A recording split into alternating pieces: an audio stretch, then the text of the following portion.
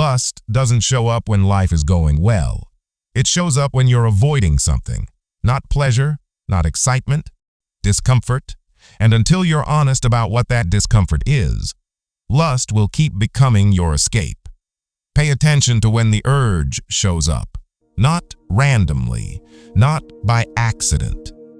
It shows up when you're alone, when you're bored, when something important has been delayed too long. A task you don't want to start, a decision you don't want to make, a direction you've been avoiding. Lust fills the gap. It gives your mind something easier to deal with, something immediate, something numbing. Not because you crave pleasure, but because you're avoiding pressure. And the longer something is delayed, the heavier it feels to face. So your mind looks for relief instead. Here's what most people miss. Lust isn't your weakness. It's your anesthetic. It dulls uncertainty. It quiets anxiety. It delays responsibility. For a moment, you don't have to feel behind. You don't have to feel stuck. You don't have to face what you've been running from. But the cost is always the same. When the numbness fades, the discomfort comes back, heavier, more urgent. And that's when the cycle restarts. You don't relapse because you want pleasure. You relapse because reality feels louder than you're ready for. Sometimes what you're avoiding isn't a task. It's a feeling you never learned how to sit with, a quiet sense of low worth, an anxiety that never fully shuts off, a heaviness you can't explain, maybe something from the past that you never processed properly. Lust doesn't fix those things. It just puts them to sleep for a moment, and when they wake back up, they're louder. That's why control feels temporary, because the root was never addressed.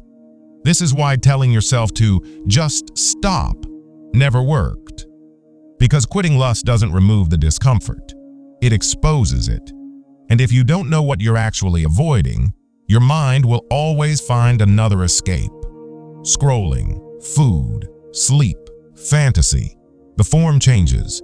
The avoidance doesn't. You don't lose discipline all at once. You slowly train your mind to treat effort like danger. This is where I stayed stuck for a long time. Even after I understood all of this, I still slipped. And that confused me, because I thought awareness was supposed to fix everything. But awareness doesn't fix you. It removes excuses. After that, every urge became a choice. Not an easy one, an honest one. And honesty is uncomfortable. Because once you see what's happening, you can't pretend you don't know.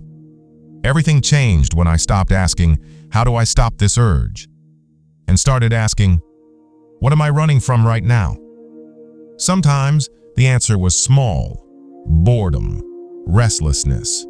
Sometimes it was heavier, fear of starting, fear of failing, fear of seeing how far behind I was. But once I named it, the urge lost its grip, because it was never the solution. It was the distraction. So if lust keeps pulling you back, don't ask how to get rid of it.